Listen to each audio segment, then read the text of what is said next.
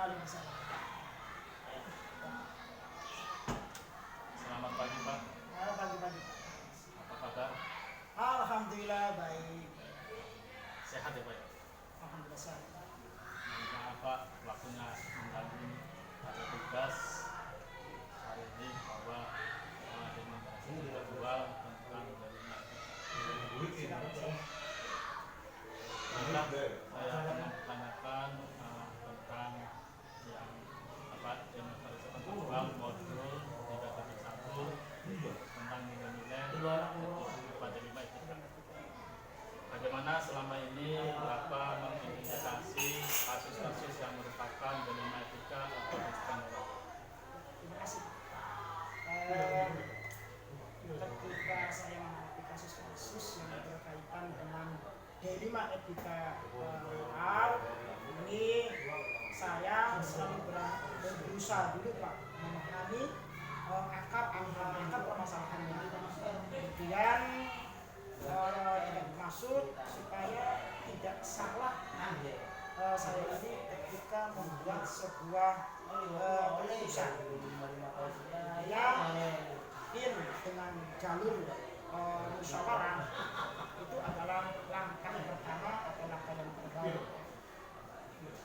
Itu selama ini bagaimana Bapak menjalankan keputusan pengadilan di sekolah Bapak, terutama untuk kasus-kasus di mana ada dua kepentingan Pak, yang sama-sama benar atau sama-sama mengandung nilai kebajikan. Oh iya, makasih. Nah, apabila kita menghadapi sebuah dilema etika yang dua-duanya ini sangat menentukan, sangat dibutuhkan. Cuma kita tidak mungkin mengambil dua-duanya waktu yang bersama. Maka saya akan melihat dulu apakah nilai kebenaran itu secara pribadi saja atau personal individu atau untuk orang banyak begitu. Nah misalnya di sekolah apakah untuk kepentingan individu atau semua warga sekolah. Kemudian memiliki dampak bagaimana baik untuk dalam jangka waktu sepanjang atau jangka panjang ataupun untuk masa depan di sekolah kita.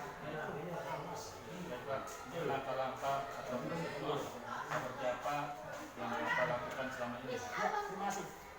Ini pertanyaannya cukup menarik. Bahwasanya sebelum saya mengambil keputusan, ini saya akan terlebih dahulu mengkonfirmasi kepada pihak yang terlibat dalam permasalahan ini. Dan saya akan menggambarkan bukan hanya satu orang Mas, tetapi juga orang lain. Misalnya ketika saya mendengarkan kasus murid di sekolah, nah tentunya saya akan bertanya dengan siswa yang bersangkutan ketika terjadi permasalahan. Kemudian berikutnya kepada bapak ibu gurunya yang bersangkutan. Nah, agar apa? Agar saya mendapat kejelasan dari permasalahan tersebut. Nah, barulah saya sebagai kepala sekolah akan memberi keputusan. Hal-hal apa saja yang selama ini Bapak anggap efektif dalam mengambil keputusan pada waktu kasus dilema etika? Terima kasih. Setiap permasalahan pasti saya akan melihat dulu akar permasalahannya. Kemudian bertanya kepada pihak yang terkait. Kemudian saya juga tentunya akan melakukan diskusi dengan orang lain. Dalam ini orang lain adalah warga sekolah. Nah, selanjutnya tentunya saya akan berusaha berpikir seobjektif mungkin untuk membuat suatu keputusan. Itu Mas Agus. Hal apa saja yang selama ini merupakan tantangan dalam mengambil keputusan? Iya, terima kasih. Cukup menarik pertanyaannya ini Pak. Semua keputusan yang menyangkut banyak pihak pasti tidak akan membuat semua orang akan merasa puas. Pasti saja ada yang tidak suka. Tetapi kita juga jangan sampai salah begitu. Selama keputusan yang kita buat ini tidak merugikan, kan dilema etika, dua-duanya baik, dua-duanya istilahnya sangat menentukan lembaga, tapi harus kita pilih salah satu. Dan justru tantangan itu justru ada pada pihak-pihak yang rata-ratanya pihak di luar, atau notabene adalah pihak yang tidak suka. Tetapi mungkin ini permasalahan intern kita, pastilah pihak yang tidak sejalan dengan kita sudah pasti ada di lembaga tersebut. Apakah Bapak memiliki sebuah tata pola atau jadwal tertentu dalam sebuah penyelesaian kasus lembaga itu? Rata-rata Mas, ketika saya itu memutuskan sebuah permasalahan, rata-rata saya tidak membuat jadwal secara terinci, karena yang namanya masalah kan datang secara tiba-tiba. Kemudian saya pribadi sebagai atasan ini terkadang banyak urusan lain, ya, sehingga pandai-pandailah saya ini langsung membuat sebuah penyelesaian. Nah, kemudian kalau masalahnya kecil, jadi masalah ada dua macam, bisa masalah kecil, sedang, dan berat. Nah, jika masalahnya kecil, maka harus saat itu juga saya harus memutuskan. Kemudian jika masalahnya ini berat, bahkan banyak melibatkan orang lain, itu tidak bisa kita selesaikan pada hari ini juga atau pada hari ini juga, tetapi bisa besoknya. Ya, penting tidak membuat masalah itu berlarut. Intinya setiap ada permasalahan, kita atau saya sebagai atasan harus segera menyelesaikan masalah itu, walaupun pada akhirnya yang akan kita raih adalah hasil yang negatif mungkin, tapi ini jalan yang terbaik. Adakah seseorang atau faktor-faktor yang selama ini mempermudah atau membantu? Sudah pasti.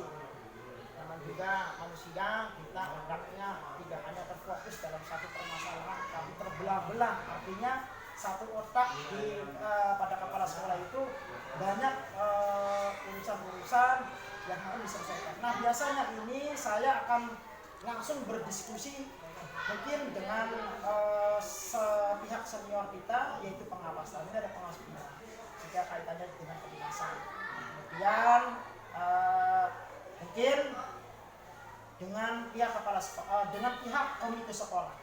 Ini sudah pasti dengan komite sekolah, karena apapun permasalahannya, selain kalau misalnya permasalahan ini berkaitan dengan sarana dan prasarana, kemudian mungkin mencuat ke permukaan ke masyarakat, kita langsung ke komite. Kemudian juga berdiskusi berburu-lembur dengan guru-guru yang ada. Itu Pak. Jadi semua ini kita kondisikan, kita minta solusinya dulu, tidak hanya terkait dari keputusan saya pribadi sebagai kepala sekolah. Baik Pak, itu pertanyaan terakhir dari Bapak untuk pertama sampai ini yang terakhir adalah dari semua ini Pak yang telah Bapak sampaikan dari awal sampai ini, pelajaran apa yang Bapak petik dan pengalaman apa yang kita ambil dan dari Etika? Ya, terima kasih Mas Agus. Sudah pasti ini banyak tanya Pak bagi saya sebagai kepala sekolah. Pertama, ketika dalam mengambil keputusan, kita tidak usah terburu-buru. Memang kita gerak cepat, tetapi terkesan hindari yang namanya sikap terburu-buru. Kemudian kita pun pastinya harus berhati-hati, harus cermat mencermati sebuah permasalahan, walaupun dua masalah itu semuanya itu baik. Yang kita harus berpikir, ini masalahnya apa begitu? Masalahnya apa?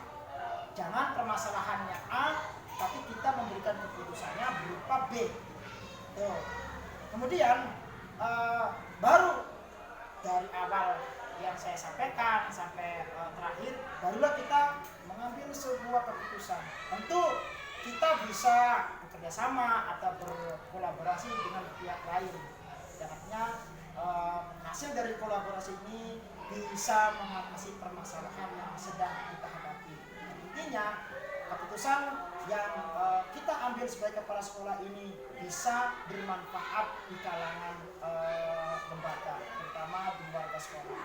Ini sangat membantu kita dalam melaksanakan seluruh program, dan tentunya Mas Agus sebagai mungkin calon kepala sekolah ini bisa mengaplikasikan dari pengalaman-pengalaman kita sebagai kepala sekolah senior, dan tentunya ini adalah sebuah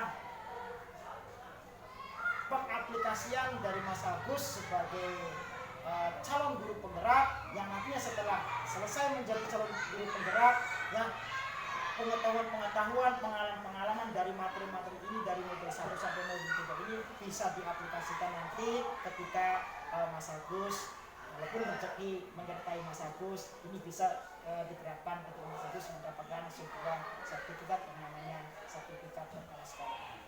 Saja Mas Agus. Terima kasih Pak, dari awal pertanyaan sampai akhir itu banyak pembelajaran bagi saya untuk bisa mengambil keputusan nilai-nilai dari itu.